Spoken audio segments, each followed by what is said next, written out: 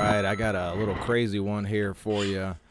Owner sends me out to his friend's house, and we jet out a sewer, runs about 200 feet to the street at least, jetted out from the back, wraps around the house.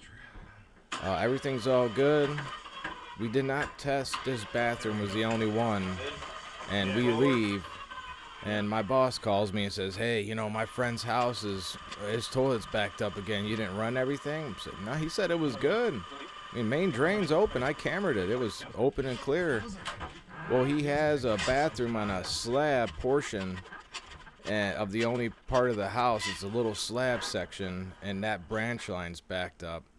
And this dude probably had 2 inches of caulk around the whole toilet. I mean, I've never seen so much caulk. I didn't even put it on video, so I'm trying to get the hell out of here. I think it was 6:30 or 7 o'clock on a Friday, and I'm trying to get it and go.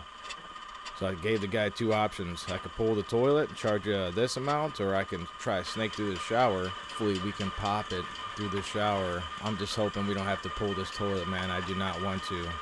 But if you like the content, man, like and subscribe. It's helped me out a lot. Appreciate it.